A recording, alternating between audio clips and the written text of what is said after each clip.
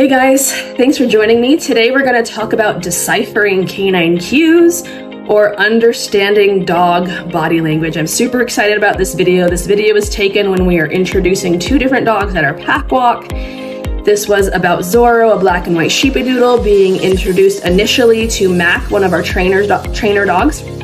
We did this because Mac is trained and we wanted to get a feel for how Zorro meets new dogs. So we introduced him to Mac to see what his temperament and his personality was like.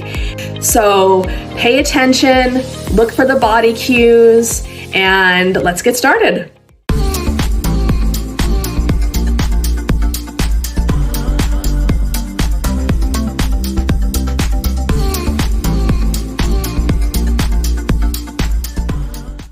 Okay guys, so here is Zorro. He's the black and white sheepadoodle. We do have him on a a leash. Normally we do not have dogs meet on leash. I'm telling the owner to give him a little bit more length on the leash. Normally we don't have dogs meet on leash. However, Mac has been through a program. He's one of our trainer dogs. He's very reliable.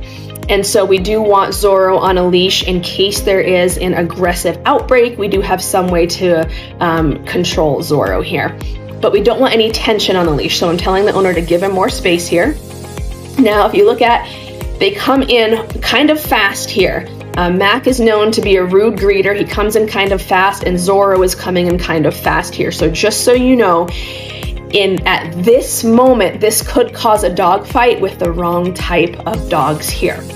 But let's see what happens. So they come in, they sniff noses. Just so you know, it's not bad to sniff noses, but I usually don't let it last for more than 3 to 4 seconds because that can lead to a dog fight. So they're sniffing. Right here, you see Mac is being pushy and he's pushing into Zorro. Mac is known to be a rude greeter, so let's see what happens. So this is not very nice language right here. And then Mac breaks off and sniffs his parts, which is fantastic. And Zorro is sniffing Mac's parts. The leash is loose, which is fantastic. Let's come around here. And then right here, Mac is being very polite. He's being submissive, his tail is down, and he is letting Zorro get a nice good sniff of his parts, which is very, very polite behavior on Mac's part, which is fantastic. It's over and done with. And then just so you know, we watched Mac break that off there. So let me show you that again. So Mac was being polite, and then he broke off here. So he broke off right there. See how Zorro is following him here? With a different dog than Mac, that could have caused a dog fight right there. If another dog breaks off and walks away and the other dog follows them, that could cause a dog fight. If the other dog is asking for space, that could cause a dog fight. Mac, you can't see it in the video here, but Mac is actually sitting down. He's laying down. He's being submissive. Because of that submissive signal, Zorro here, I'm going to play this so we can see this. Zorro here is actually being very polite. He's not pushing into Mac's space. And this looks like, okay, we're not going to fight. We could be friends. Maybe he'll play with me with that tail, right? That tail, the circling around, he's not invading his space. And then let's see what happens next. And then if you notice, Mac turns towards him, which is an invitation to play. And then both their tails are wagging. They're still like, okay, figuring out. Oh, and then that short, quick movement. Let me show you how Mac gets up. That short, quick movement is a small invitation for play. And then boom, right there. That was an invitation for play. Mac moves away here. Just so you know, Mac is a little bit of a tease with dogs. So he moves away.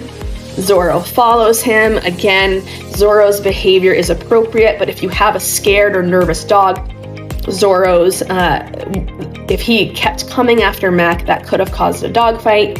Again, Mac is submissive, and then Mac, invitation to play, to run away. There we go. And if you notice, when Mac comes away from the owners here, he looks towards Zorro. I'll show you this right here. He looks right there. See him looking towards Zorro?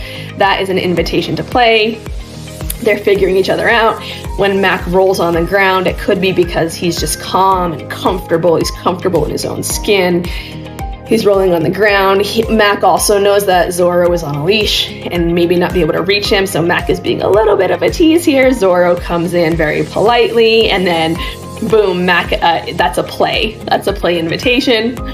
And then right here is a very intense, very good play invitation. So Zorro comes in and boom, play. Okay, so now Mac goes after Zorro, and watch this, it's gonna turn.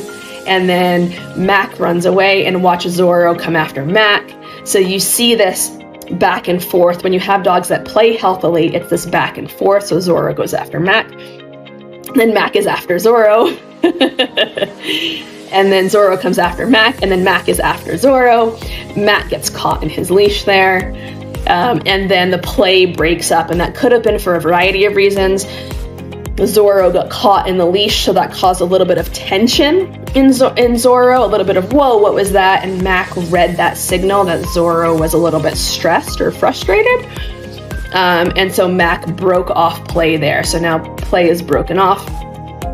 And right there, Mac comes in just to see if the line is open, and Zorro right there, I'm going to play that again. Zorro invited him to play, and then Mac said, nope, just kidding, I'm not going to play. And Zorro was like, what the heck? Mac is listening to his trainer there. Zorro is coming in, he's sniffing the grass, and then Mac comes in to play. And Zorro, when he backs up, as you can tell, Zorro is a little bit nervous there because he's keeping his face and front towards Mac. He does relax, watch this, he does relax and turn his back to Mac and run away. And now Mac breaks it off. The reason Mac broke it off is because Zorro is still a little bit nervous. He runs behind his owners, and so Mac can appreciate that Zorro wants a little bit of space there. And then right there, Mac gave a little bit of an invitation to play right there. And then Zorro took it and ran away. And then Mac was like, just kidding. And Mac goes and rolls. Zorro is interested. If you notice, Zorro is very relaxed. His shoulders, his legs are relaxed. His tail is relaxed. He's panting. He's relaxed. And then he's sniffing the grass. Mac is doing his own thing here. And then right here, Mac comes back in to start a conversation, like, oh, do you want to play? What's going on? And then he notices that, so Zorro does want to play here, but Zorro is peeing. And so watch what Mac does here. Mac is polite. You notice Mac doesn't slam into Zorro. He doesn't invade his space. Mac stays and waits politely. He even turns his head to the side, and then they'll instigate here in a second. Boom, then we instigate. So very polite, respecting each other's space. Zorro right there, that was an invitation for play. Watch Zorro. Okay, so they play. Watch Zorro invite to play when he then bounds and backs up. Yep, that's an invitation. And Mac is like, no thanks, I'm gonna be over here where you can't reach me with the leash, and I'm gonna relax. So Mac is being a little bit of a tease, enjoying himself. Just so you know, this is proper socialization. They don't have to always be playing, they just have to be around each other and learn how to read body signals, learn how to be around each other and not necessarily have to be interacting all the time. Zorro goes back to check in with his family a little bit, and then he's off there sniffing. At this point, we probably could have released the leash. We could have asked the owner to drop the leash, but it doesn't really matter at this point. And then you saw Zorro, watch there, Zorro knows leash pressure. So watch him hit the end of the leash here, see that pressure? And then once he figures it out, then he turns around and he comes back into his owners for reassurance. So Zorro is a very phenomenal pet dog here. Zorro is coming back over. Mac is to the right there.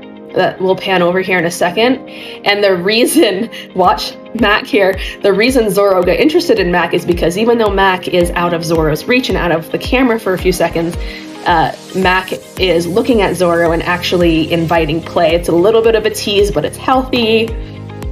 And Zorro is like, okay, but I can't reach you. And so he goes back to his owners, he sniffs, which is very healthy to learn how to disconnect properly.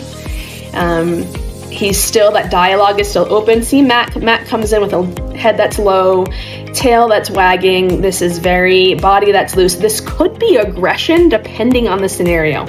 But because of what's been happening, this is Do we want, they're asking each other, do we want to play again? And then, yep, and then instigate. Zorro still comes in. So if you notice, Mac has the upper hand here. Mac is controlling this whole dialogue. With another dog, that could be very frustrating, but Zorro is very easy-natured and good-natured.